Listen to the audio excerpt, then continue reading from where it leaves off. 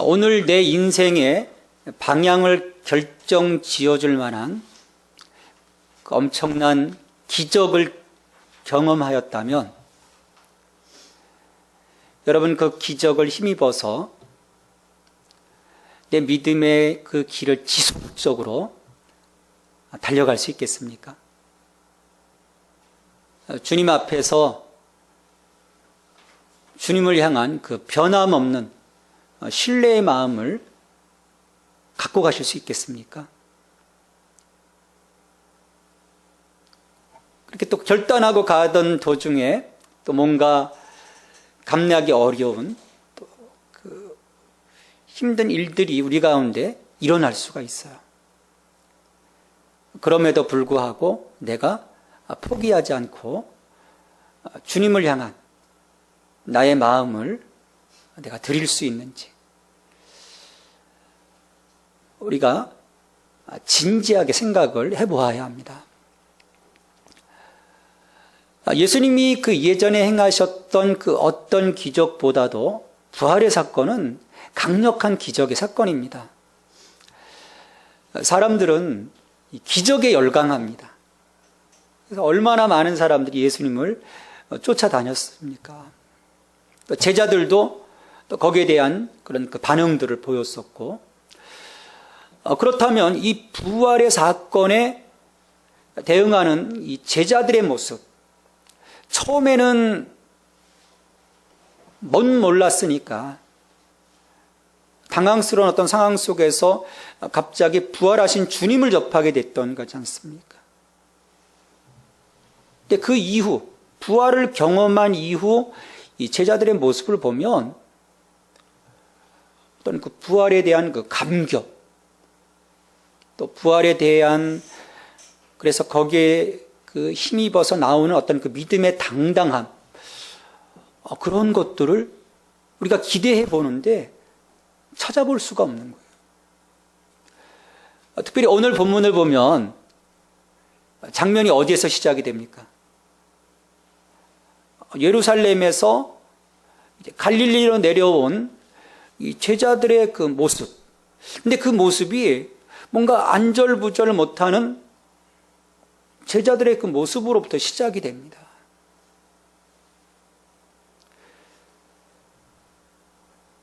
이건 우리가 어떤 그 제자들의 그 모습 속에서 어떤 그 강력한 그 믿음의 모습들을 기대했는데 우리를 당혹스럽게 하는 거예요. 물론 제자들이 이 갈릴리로 간 것은 분명한 목적이 있었습니다. 그냥 낙창한 것이 아닙니다. 마태복음 28장 10절 말씀에서 예수님께서 부활하신 후 그 여인들에게 제자들에게 가서 전하라고 말씀을 해주셨어요. 너희들은 갈릴리로 가라. 거기서 나를 볼 것이다. 말씀을 해주셨습니다. 자, 그렇다면 그렇게 그 영을 받아서 갈릴리로 내려갔다면 여러분 제자들이 지금 무엇을 하고 있어야 합니까?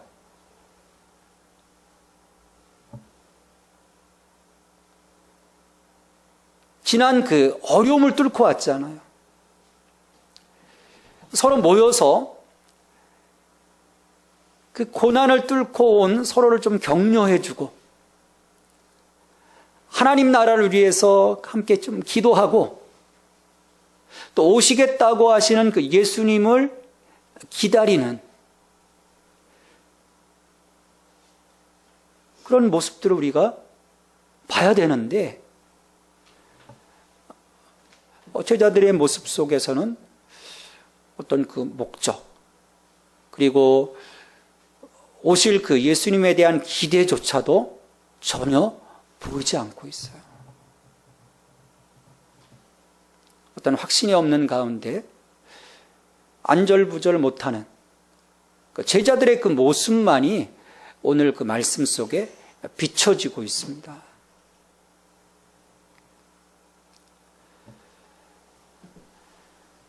물론 이들에게 며칠간은 그 예루살렘의 입성, 어떤 그 급박했던 십자가의 처형, 예수님의 그 부활로 이어지는 충격과 기쁨의 시간들이었어요. 이 롤러코스터를 탄 느낌이었습니다. 그렇지만 아무리 그 충격의 여파가 남아있더라도 7명의 제자들은 예수님의 부활을 경험한 사람들로서 당당함과 믿음을 잃지 말아야 합니다.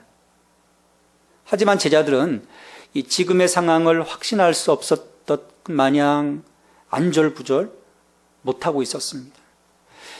예수님의 부활로 인해서 슬픔이 기쁨으로 바뀌었어요. 그렇지만 여전히 이 제자들은 혼돈 가운데 있었습니다. 여러분, 이것이 이 부활을 경험한 그 며칠, 그 간격 속에 나타난 제자들의 모습이에요.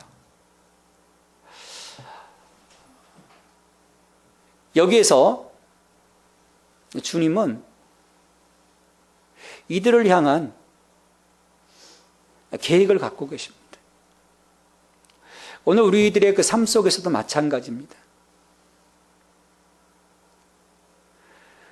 우리가 삶을 살아가면서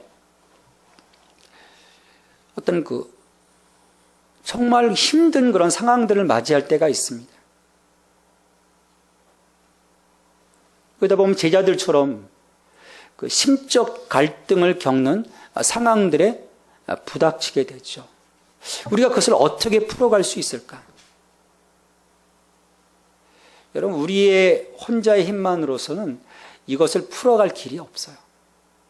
그러니까 예수님께서 이 제자들을 갈릴리로 가라고 하신 이유가 거기에 있습니다.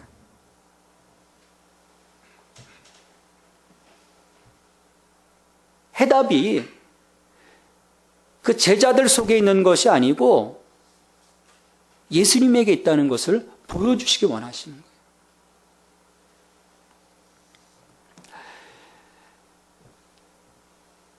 자, 제자들을 보면 예전에도 그랬던 것처럼 이런 상황 속에서 방향을 잃어버렸어요.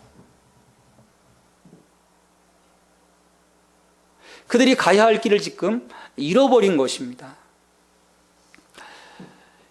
답답한 분위기가 흐르는 그런 그 분위기 가운데 이 베드로가 돌출 행동을 합니다.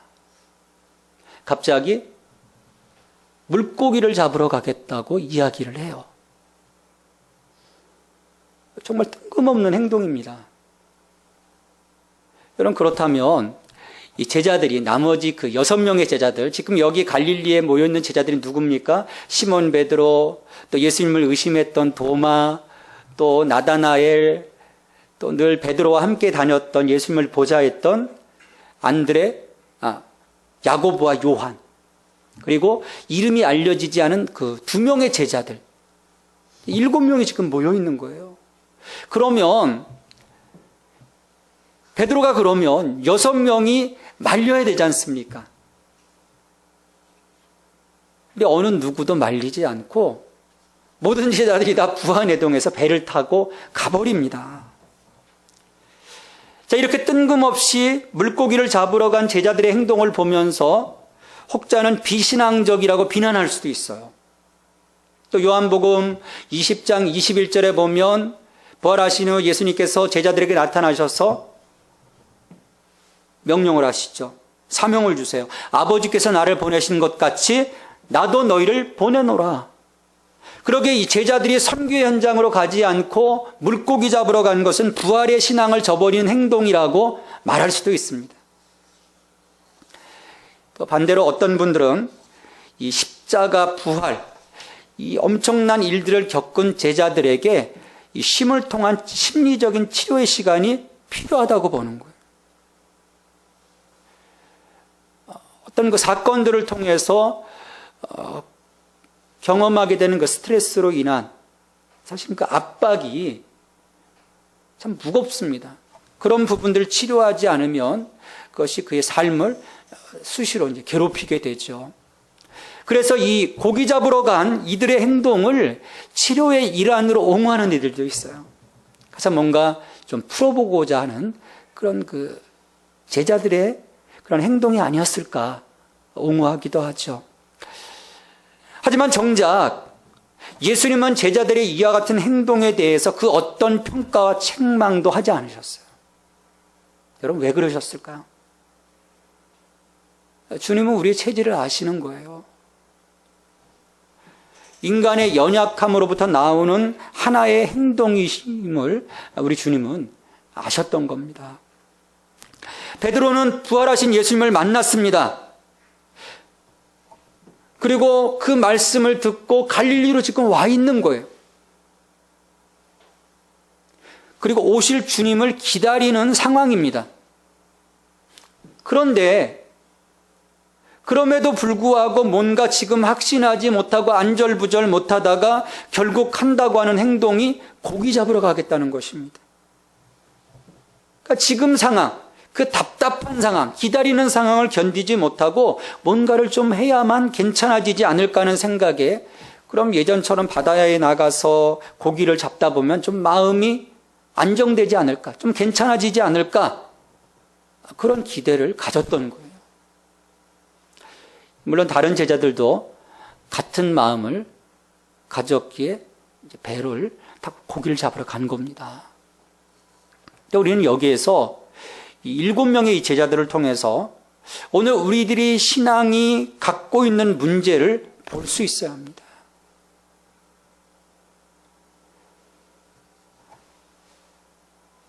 내가 믿노라 하면서, 내가 받노라 하면서 어떤 그 중대한 문제 앞에 봉착했을 때,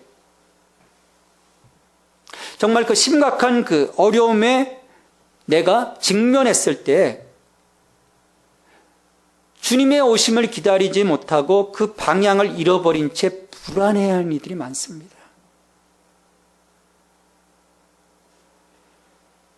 그러다 보면 이 베드로와 제자들처럼 자기가 뭔가 해보려고 하는 어리석은 결정을 내리게 되고 주님의 뜻과는 무관한 방향으로 나가게 되는 것이죠. 물고기를 잡으러 간 것이 주님의 뜻은 아닌 거예요. 주님이 기뻐하시는 방향은 아닌 것입니다. 근데 우리가 종종 그런 선택을 하게 되는 거예요. 그로 말미암아 하나님께서 주신 귀한 시간들만 허비하고 맙니다. 그럼 지칠 수밖에 없죠. 그러니 내가 뭘 하고 있는 건지 의구심이 들게 되고 결국 믿음의 길에서 겉돌 수밖에 없습니다. 근데 이것을 뚫고 나가는 것은요, 우리의 힘만으로는 불가능합니다. 제자들에게 갈릴리로 가서 예수님을 만나야 함을 말씀하신 이유가 여기에 있어요. 이들이 지금 바닷가에 가서 고기를 잡는 것, 그것이 그들의 해결점이 아니라는 거예요. 제자들은 예수님이 오시기까지 그들의 자리를 지키고 있어야 했습니다. 좀 그 시간이 답답하더라도, 그 시간이 너무너무 힘들어도 그 자리를 지키고 있어야 해요. 다음 행동은 이 부분이 해결된 다음입니다.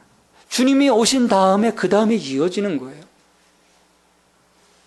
그런데 제자들은 그 답답함을 견디지 못하고 뛰쳐나가는 겁니다. 우리가 종종 그럴 때가 많아요. 주님이 오셔서 내게 은혜를 주셔야 하는데, 얽히고 설킨 이 실타래가 주님이 오심을 통해서 풀어줘야 하는데 그 기다림을 내가 견뎌내지 못하는, 그래서 내가 뭔가 하다 보면 오히려 더 문제 가운데 들어가게 되는 것이죠.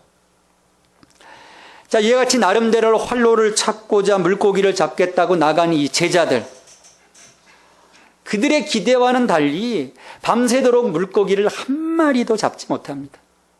좀 뭔가 기분 전환으로 나갔는데 오히려 몸과 마음만 더 피곤해지고 지쳐버렸어요. 이들의 이 자구책이 무력화되고 있을 무렵에 예수님께서 제자들에게 오십니다.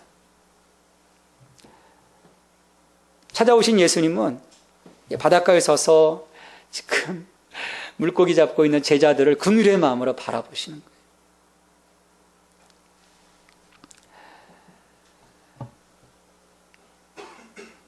물고기를 잡다 지친 제자들도 바닷가에서 자신들을 바라보는 한 사람을 발견합니다. 성경을 보면 그 거리가 한 90m 정도, 200규빗이라고 하는 한 90m가 조금 넘는 그런 거리예요.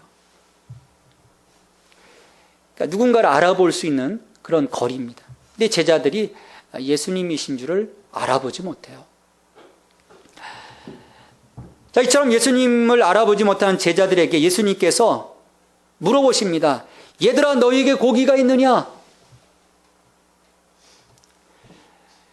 지금 여러 가지 할 말도 많으실 텐데 왜 예수님은 너희에게 고기가 있느냐고 물으셨을까요?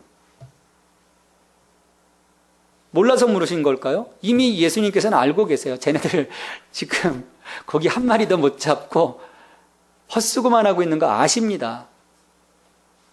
그러니까 답을 얻고자 지금 이 질문을 던지신 게 아니에요. 이것은 제자들의 그 필요를 예수님께서 채워주시기에 앞서서 그들이 자신들의 그 실패를 고백하도록 유도 질문을 하시는 겁니다. 그러니까 이 질문을 던지심으로써 그들로 하여금 지금 필요한 것이 무엇인지 깨닫도록 하시고 더불어 밤새도록 수고하였지만 얻은 것이 하나도 없는 무력한 그들 자신을 보도록 얘들아 너희에게 고기가 있느냐? 질문을 던지신 겁니다. 이 장면은 누가복음 5장에서 예수님이 베드로를 제자로 부르실 때의 그 상황과 거의 동일한 상황이에요. 그 장면을 연상시킵니다. 그때도 예수님께서 그 베드로가 밤새도록 고기를 잡다가 한 마리도 못 잡아요. 그래서 오늘 조업이 끝내. 그냥 가자. 그리고 나와서 육지에서 이제 그물을 씻고 있을 때 예수님께서 베드로에게 오세요. 그리고 그런 베드로에게 말씀하시죠. 가서 깊은 데로 가서 그물을 던져라. 지금 이 그물 씻고 있는데 깊은 데로 가서 던지라는 그 소리에 베드로는요 순종합니다. 말씀하시니까 나서 순종하겠습니다. 그래서 그때 그물이 찢어지도록 물고기를 잡게 돼요. 그러니까 얼마나 두렵습니까? 주님 앞에 엎드리죠. 엎드릴 때 예수님께서 그를 사람을 낚는 어부로 불러주셨어요. 3년 전 베드로를 부르시던 그때와 지금 이 반복되는 상황을 통해서 예수님은 베드로로 하여금 자신의 사명이 무엇인지 직면케 하시는 거예요. 여러분, 이 직면이란 단어가 우리 신앙에 있어서 참 중요합니다. 환경을 통해서 직면케 하시는, 그래서 그 사건을 통해서 나를 바라보게 하시는 그 주님의 의도를 우리가 깨닫지 못하면 여러분 우리가 어찌 되겠습니까? 참 영적으로 민감해야 돼요. 한 사건 한 사건을 그냥 내가 넘기는 것이 아니라 이것이 무슨 뜻일까? 왜 하나님이 내게 이런 일을 주셨을까? 그 사건에 내가 직면해 봄으로써 나를 볼 수 있는 그런 그 상황이 참 중요합니다. 그런데 내가 그와 같은 상황들 나를 바라보지 못하면 그래서 늘 끊임없이 문제를 바깥에서 원인을 바깥에서 찾고자 한다면 우리의 삶에서는요, 이 제자들의 모습처럼 우리의 헛수고의 산물인 빙배의 경험만이 반복될 거예요. 그럼 우리 생이 얼마나 피곤하겠습니까? 정말 피곤한 거죠. 여러분 한번 생각해 보세요. 지금 내 삶에서 뭔가 비슷한 상황들이 지속적으로 반복되고 있지는 않는지. 그렇다면 빨리 깨달아야 합니다. 그것 때문에 내가 힘들어하고 있다면, 지쳐 있다면 정말 빨리 깨달아야 돼요. 그 상황을 넘어서지 못하도록 하는 우리들의 문제, 우리들의 약함이 바로 그곳에 진을 치고 있기 때문입니다. 거기서 우리의 발목을 잡고 있는 거예요. 늘 넘어지는 거죠. 그걸 뽑아내야 우리가 올바른 방향으로 나아갈 수 있습니다. 오늘 본문에서 이 밤새 고기 한 마리 잡지 못하고 지쳐있는 이 제자들에게 얘들아 너희에게 고기가 있느냐 질문하신 것도 제자들로 하여금 그들의 그 실패를 인정하고 이 갈릴리 호수가 아닌 주님 앞으로 사역의 현장으로 그들을 부르시려는 데 목적이 있는 거예요. 그러니까 그 상황을 직면케 하시는 거죠. 실은 예수님이 걸어오신 길, 이 길과 제자들이 그 뒤를 쫓아왔지만 사실은 방향이 달랐어요. 어긋나 있었습니다. 우리가 복음서를 보면서 그와 같은 두 길의 그 갭을 우리는 볼 수 있었어요. 주님은 이 제자들을 예루살렘에서 갈릴리로 다시 보내시면서 그 길을 다시금 일치하고자 예수님은 계획을 하시는 겁니다. 어떤 그 상황을 만들어 가시면서 그 제자들과 예수님의 길을 하나로 만드는 거예요.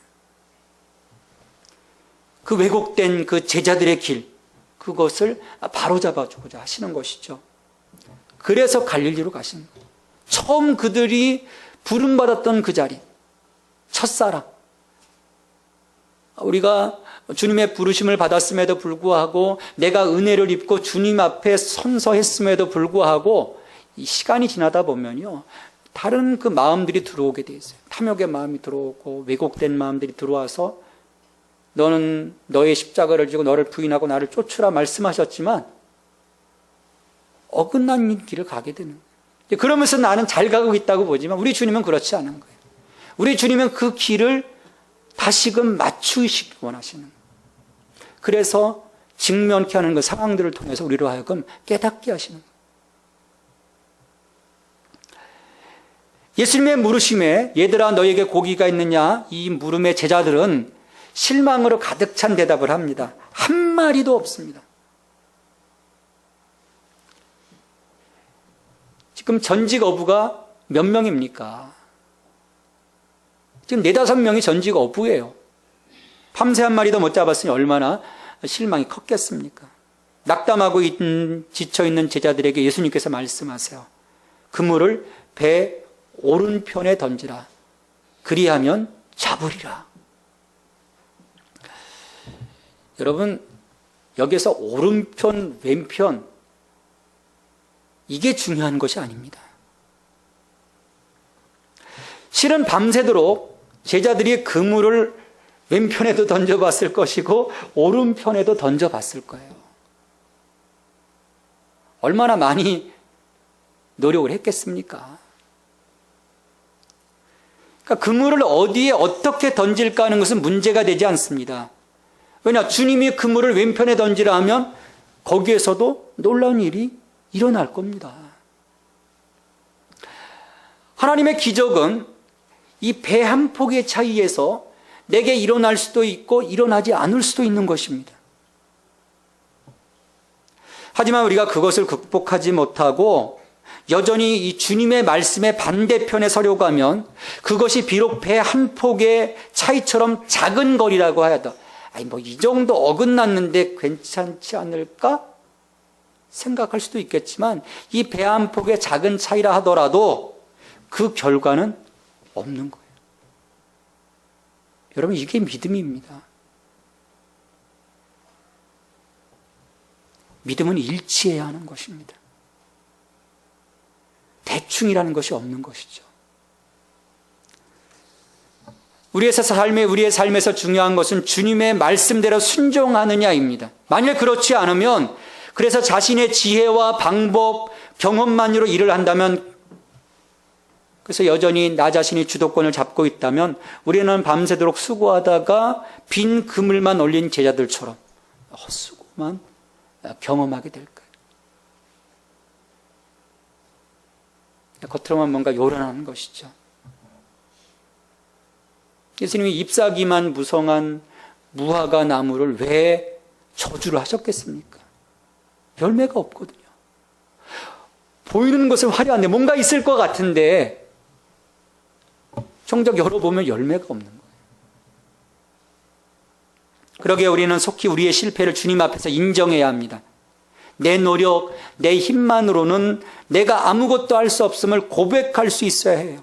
그래서 요한복음 15장 5절 하반절에서 예수님께서 말씀하셨지 않습니까? 나를 떠나서는 너희가 아무것도 할 수 없다. 나를 떠나서는 너희가 아무것도 할 수 없다. 예수님을 떠나 있는 한 우리는 아무것도 할 수 없습니다. 그 모든 수고가 다 헛된 거라는 거예요. 우리가 예수 그리스도 안에 있고 그분과 연합한 가운데 있어야 우리의 삶의 진정한 열매가 맺혀집니다. 거기로부터 하나님의 나라의 역사가 새롭게 시작이 되는 것이죠. 자, 그물을 오른편으로 던지라고 하는 이 주님의 말씀에 순종해서 그물을 던졌더니 굉장한 일이 벌어졌어요. 성경을 보면 이에 던졌더니 물고기가 많아 그물을 들 수 없더라. 153마리의 물고기가 잡힙니다. 여러분, 이 숫자는 사실은 의미는 없어요. 어떤 분들이 153마리, 그거는 뭐 인정의 수, 그래서 어떤 선교의 사명이라고 말씀하시는데, 그런 거, 뭐 특별한 의미가 있는 건 아니에요. 많이 잡은 거예요. 여러분, 주님 말씀에 순종하면요, 우리가 기적을 살게 됩니다. 빈배에서 풍성한 배로 바뀌게 되는 거예요. 이렇게 이들의 현장에서 예수님의 능력이 임하는 순간에 예수님의 애제자인 요한이 예수님을 알아봅니다. 그걸 베드로에게 외쳐요. 저기에 계신 분이 바로 주님이십니다. 그들이 기다리던 주님이 오심을 그제서야 발견해요. 자신의 채워지지 않음을 고백하고 하나님 말씀에 순종하면 그곳에 하늘의 은혜가 임합니다. 기적이 일어나게 되는 거예요. 그와 함께 그곳에 함께 계셨던 임마누엘이신 주님, 주님을 바라보는 눈이 열리게 됩니다. 제자들은 낙담과 혼란 가운데 어두워졌던 눈, 그게 새롭게 열렸어요. 그래서 주님을 발견할 수 있게 됩니다. 세상에서 그 무엇보다도 큰 발견은 내게 다가오시는 예수님을 만나는 일입니다. 우리에게 자신을 나타내 보이시는 주님을 바라보지 못하면서 우리가 어떻게 지속적으로 하늘의 은혜를 입을 수 있겠습니까? 어떻게 우리가 그 부르심에 응답할 수 있겠어요? 하지만 안타깝게도 이 갈릴리 호수의 이 제자들처럼 사람들은 분주한 거예요. 잘 되지도 않는 그 자기들의 일에 막 몰두하다가, 고기 잡는 일에 몰두하다가, 돈 버는 일에 몰두하다가, 내 뭔가 명예를 위해서 살아가다가 정작 내가 바라봐야 할 주님을 바라보지 못하는 거예요. 주님은 나를 바라보고 계시는데 나는 주님을 바라보지 못하는 거예요. 이 바닷가에 서 계신 분이 예수님이시라는 이 소리를 들은 베드로는 즉시 바다로 뛰어내려 헤엄쳐 예수님께로 나옵니다. 베드로는 제자들 중에서 예수님께 가장 미안한 마음을 갖고 있었던 사람이에요.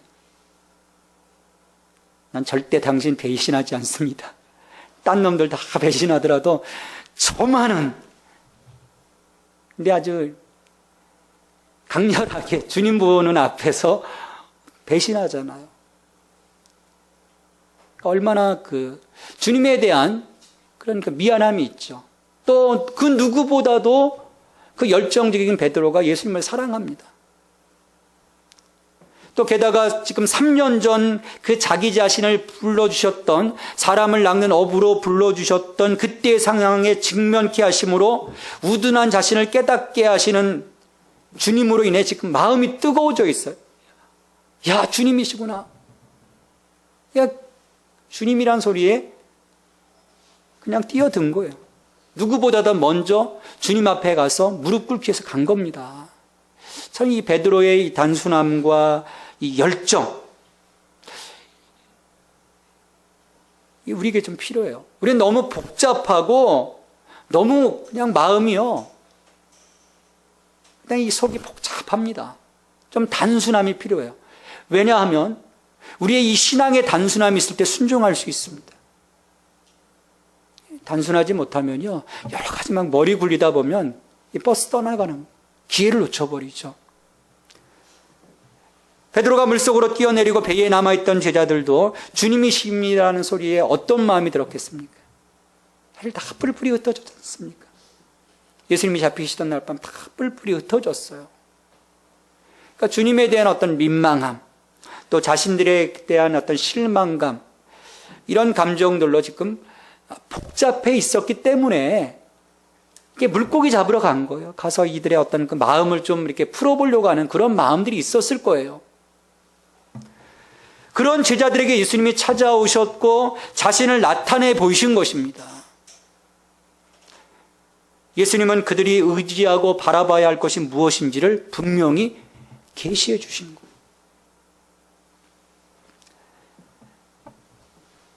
그러니까 예수님은 지금 이 흔들리고 있는 제자들, 확신하지 못하고 안절부절하고 있는 이 제자들을 위해 가장 필요한 것이 무엇인지 아셨습니다. 지금 이 예수님과 제자들 사이에는 부활의 기쁨으로 인한 어떤 그 축제가 필요한 것이 아니에요. 야, 나가서 이거 선포하자. 세상 다 죽었어. 이제 예수님 부활하셨어. 다 끝났어. 이제 이 세상을 우리가 접수야. 그게 필요한 것이 아니었어요. 예수님의 십자가를 뒤따르지 못하고 뿔뿔이 흩어졌던 제자들의 마음을 회복시키시고 다시금 그 담대하게 그 마음을 만들어서 부활 이후 새로운 사명을 감당하도록 세워가시는 것, 그게 급선무였습니다. 이 치유의 목적을 위해서 예수님은 방황하고 있는 제자들에게 찾아오신 거예요. 여러분, 우리 이 신앙의 삶에서 참 이 부분이 중요합니다. 우리 뭔가 열정으로 나갈 수 있을 것 같고 내가 뭔가 기적을 경험하면 뛰어나갈 수 있을 것 같지만 그렇지 않은 거예요. 주님의 만져주심이 있어야 하고 내가 주님 정말 분명히 바라볼 수 있어야 하고 나 혼자만의 수고는 빈배일 수밖에 없음을 내가 경험하고 나를 철저하게 내려놓기 시작했을 때 내 삶에서 하나님의 나라를 위한 그 일들이 시작되는 것입니다. 그것이 준비되어지지 않았을 때는요, 가다가 넘어집니다. 실패합니다. 백전백승이 아니라 백전백패가 되는 거예요. 주님을 바라보니 감격을 가지고 제자들이 베드로는 헤엄쳐서 또 나머지 제자들은 그 가득 찬 물고기 그물에 담은 채 배를 끌고 이제 무트로 올라왔어요. 그곳에는 친히 예수님께서 준비하신 숯불이 있었고 그 위에는 생선이 구워지고 있었습니다. 밤새도록 지쳐있는 이 제자들을 위해서 예수님은 식사의 자리로 초청하십니다. 와서 조반을 먹으라. 그들은 숯불을 중심으로 말없이 둘러앉아서 예수님이 건네주시는 떡과 생선을 받아 먹었습니다. 자, 이렇게 제자들에게 오셔서 섬기시는 예수님을 다시 보게 되면서 제자들 속에 이 꽈리를 틀고 있었던 불확실함이 그 어떤 그 혼돈이 지금 사라지기 시작하는 거예요. 왜냐하면 예전에는 늘 예수님이 함께 계셨거든요. 그래서 그들을 위로해 주시고 그들을 품어주시고 말씀해 주셨어요. 근데 부활 이후에 보면 이게 언제 오셨다가 또 갑자기 사라지시고 예전의 주님과 다른 거예요. 혼란스러울 수밖에 없는 거죠. 근데 그런 그 혼란스러움 가운데 있던 이들에게 오셔서 섬기시는 모습, 예전처럼 그 섬기시는 모습을 통해서 그들의 마음을 위로해 주시는 거예요. 부활하신 주님과의 교제가 다시금 시작이 된 겁니다. 여러분, 제자들에게 얼마나 좋은 아침이었겠습니까? 이 장면에서 제자들이요, 눈물을 흘렸을 것 같아요. 그 빵을 받아 먹으면서 생선을 받아 먹으면서 눈물을 흘렸을 것 같아요. 그냥 어젯밤까지 바로 예수님 만나기 직전까지 그 혼돈 속에서 불확실함 속에서 지금 물고기 잡으러 갔던 그런 제자들이지 않습니까? 근데 주님의 오심을 통해서 지금 위로를 받는 거예요. 휑하게 비어있던 그 빈 마음들이 풍성하게 채워졌습니다. 이것이 우리를 치유하시고 하나님 나라를 위해 헌신하도록 부르시는 예수님의 방법입니다. 만일 부활하신 예수님이 제자들을 찾아가 만나주시지 않으셨다면, 자신을 나타내 보이지 않으셨다면 그럼 어찌 되었을까요? 아마 만나주시지 않으셨다면, 그리고 니들 알아서 해라 승천하셨다면 평생 그냥 물고기 잡다가 또 자기 일 했던 그 예전의 자리로 돌아가서 그들은 하나님의 나라와 무관하게 부활의 그 감격을 갖고 있었지만 그것들을 잃어버리면서 그냥 살아가게 되었을 거예요. 근데 만나 주심으로 그들의 가야 할 길을 새롭게 보여주셨기에 위대한 그 복음의 출발선에 서서 부활의 증인으로서 다시금 그들이 출발할 수 있었던 거죠. 오늘도 예수님은 이와 같은 구속사의 목적을 위해 우리들에게 자신을 나타내 보이십니다. 우리에게 보이시는 거예요. 나를 보라고. 부활 이후 갈릴리 호숫가로 찾아오셔서 안절부절 못하는 제자들을 만져주시고 회복시켜주시고 새로운 비전을 주시는 예수님을 여러분의 그 삶의 자리 가운데 모실 수 있게 되길 바랍니다. 그분과 만날 수 있기를 바랍니다. 예수님과의 교제는 우리의 영적인 눈을 뜨게 합니다. 따라서 우리의 갈 길이 분명해지는 거예요. 이 관문을 넘어설 때 성령님의 권능이 우리 가운데 임하고 그 충만함으로 땅끝까지 이르러 부활하신 예수님의 증인이 되라고 하신 그 명령에 우리가 순종할 수 있습니다. 이 과정을 우리가 걸어갈 수 있어야 되는 거예요. 더 이상의 빈배에서의 수고를 여러분 멈추시기 바랍니다. 부활하신 주님을 여러분의 인생 가운데 모십시오. 그분을 만나야 합니다. 그러면 여러분의 빈배는 하나님의 은혜로 만선이 될 거예요. 우리는 그 은혜를 갖고 부활하신 예수님을 여전히 모르고 있는 세상으로 가야 합니다. 예수님께서 오늘 우리를 사람을 낚는 어부로 부활의 증인으로 부르셨기 때문이에요. 이 예수님의 부르심에 응답하여 이 안에 예수님을 모시고 세상 가운데로 나아가 부활하신 예수님을 증거하는 저와 여러분이 되기를 바랍니다. 예수님의 부활 이후 한때 혼돈 가운데 안절부절 못하던 제자들에게 오셔서 그들의 답답한 상황을 만져주시고 다시금 하늘의 사명을 깨닫게 하셨습니다. 빈 배가 가득 차는 주님의 은혜를 제자들이 경험했던 것처럼 오늘 우리들의 삶에서 그 은혜와 사랑이 체험되기를 원합니다. 즉시 우리의 고집, 우리의 생각, 방법, 나름대로의 모든 노력과 같은 어리석은 행동들을 멈추게 하여 주옵소서. 우리를 직면케 하시는 하나님의 의도하심 가운데 자기를 부인하고 오직 주님의 음성을 듣고 즉각적인 반응을 보인 베드로처럼 주님을 향한 열망과 열정이 있게 하옵소서. 그 시간들을 통해 하나님 나라의 사명을 깨닫게 하여 주옵소서. 예수님의 이름으로 기도하옵나이다. 아멘.